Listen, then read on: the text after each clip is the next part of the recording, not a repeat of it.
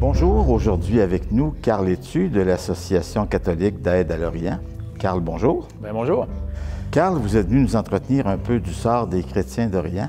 Qu'en est-il globalement? Qui sont-ils, ces chrétiens d'Orient?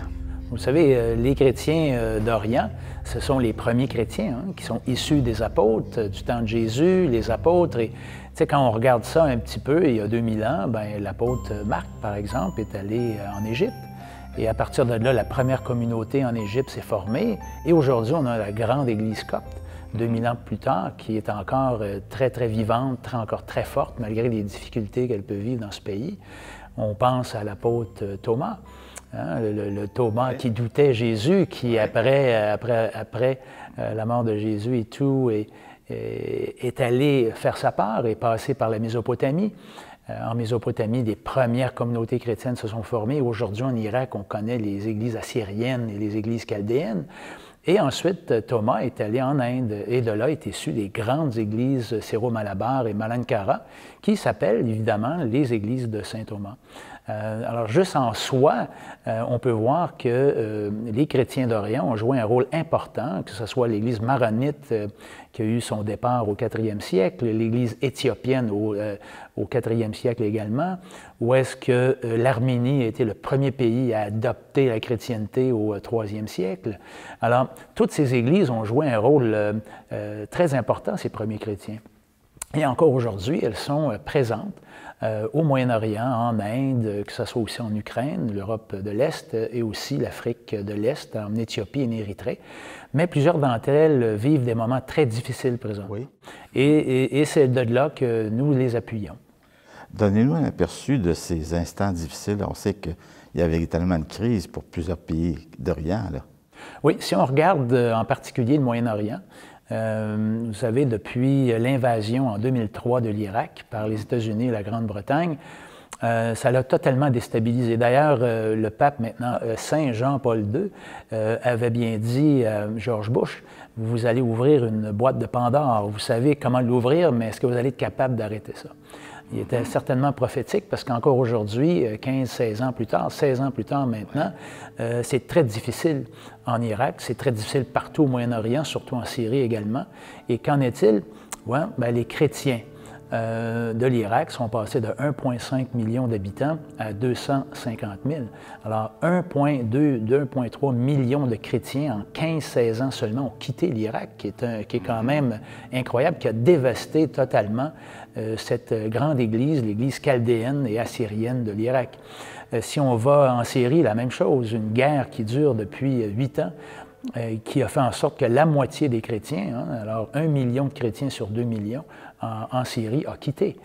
On va un peu plus bas avec le conflit éternel qui s'éternalise entre Israël et Palestine, entre le Hamas et les militaires d'Israël, et toute cette dynamique de colonisation illégale et d'occupation illégale qu'on voit.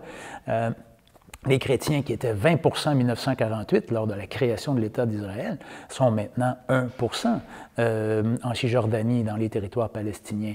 Alors, on parle de 50 000 chrétiens tout de même, c'est peu, qui quand même sont vraiment vibrants par leur présence, leur service social et tout.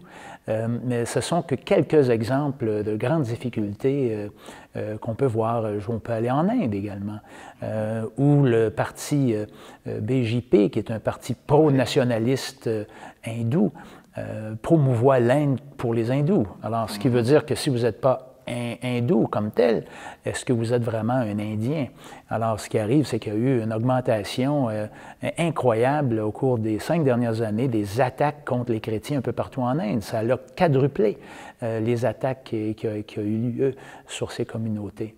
La même chose est arrivée en Inde sur, évidemment, les musulmans ou les sikhs également, mais les chrétiens ne sont pas les seuls. Mais il y a quand même beaucoup d'attaques contre ces chrétiens.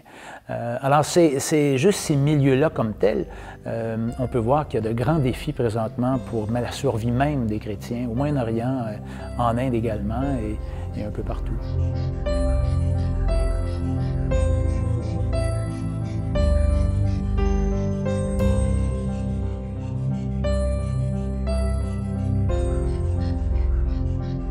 Si le nombre a chuté à ce point-là, c'est parce que plusieurs ont quitté pour l'étranger? Ils ont quitté. Il y en a qui ont été enlevés, il y en a qui ont été assassinés. Mais la grande majorité a tout simplement quitté. Pour une bonne partie, il y en a encore plusieurs de l'Irak et de la Syrie qui sont réfugiés au Liban, qui sont réfugiés en Jordanie, qui attendent tout simplement un droit de passage pour aller en Australie, au Canada, aux États-Unis, en Europe. D'autres souhaitent peut-être retourner si la situation se stabilise, mais la grande majeure partie des gens comme moi j'ai rencontrés en Irak, les Chaldéens et autres, qui ont tout perdu. Ils ont perdu leur église, ils ont perdu leur emploi, ils ont perdu leur maison. Eux, je le sais qu'ils ne retourneront jamais en Irak. Alors, ce qu'ils font, c'est qu'ils attendent en limbe, parce qu'ils n'ont pas le droit de travailler comme réfugiés en Jordanie. Ah oui. Où ils le font, mais ils le font, comme on dit, clandestine, marché noir. Alors, ce qui arrive, c'est que ces chrétiens souffrent énormément. Ils attendent de pouvoir venir au Canada ou autre pays. Alors, c'est assez tragique ce qui se passe avec les chrétiens, mais ceux qui restent font quand même encore un travail incroyable de service, comme Jésus l'appelle, un service pour aider les plus démunis, les pauvres, etc. Et nous, de notre côté, qu'est-ce que nous pouvons faire pour aider les chrétiens d'Orient?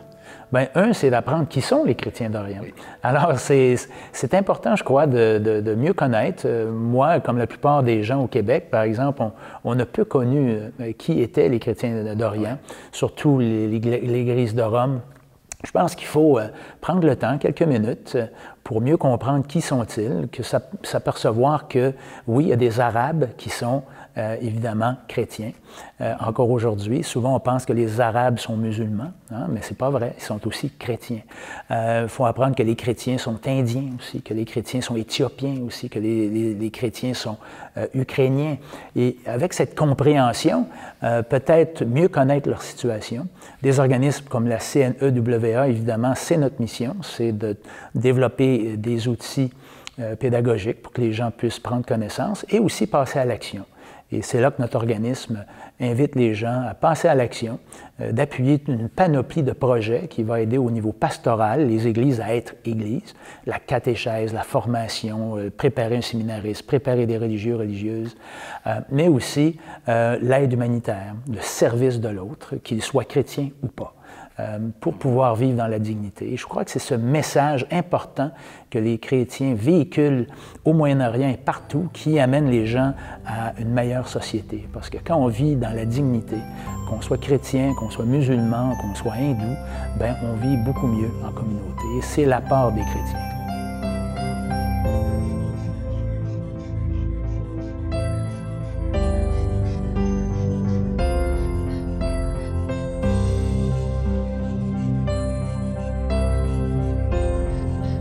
Le groupe le plus important, je pense, ce sont les Coptes en Égypte. Oui, si on regarde les Coptes en termes de nombre, en Égypte, 10 de la population, elle est chrétienne. Et alors, s'il y a environ pas loin de 9 millions de Coptes présentement, parce qu'il y a environ 90 millions d'habitants. Alors, c'est certainement le nombre le plus grand, mais elle ne joue pas un rôle significatif en Égypte. C'est un peuple qui quand même vit une discrimination qui est institutionnalisée. Les Coptes ne peuvent pas occuper de postes dans la haute bureaucratie, ne peuvent pas occuper de postes d'élus avec des grandes responsabilités. Donc, les Coptes sont un peu mis de côté et marginalisés à cause de cela. Je crois que s'il y a un pays où les chrétiens jouent encore un rôle important au niveau des politiques, de l'économie, au niveau social, c'est au Liban, où environ 40 de la population totale du Liban est encore chrétienne. Et ça, à ce niveau-là, on peut voir qu'il y joue un rôle important politique avec un parti politique. Le président, selon la Constitution, est maronite, donc catholique. Alors, à ce niveau-là, je crois qu'il y a encore un rôle très important dans cette démocratie, hein, qui est une des seules démocraties qui est vraiment effective et multidisciplinaire, qui permet aux chrétiens de vocaliser et de s'impliquer à d'autres niveaux que celui social. D'accord. Les chrétiens maronites, il n'y a pas des melkites aussi au Liban? Absolument. Alors, les maronites, c'est la plus grande église, évidemment, mais il y a l'église melkite, qui est certainement la deuxième plus grande. Il y a l'église syriaque également, qui est très présente. Et aussi, l'église d'Arménie.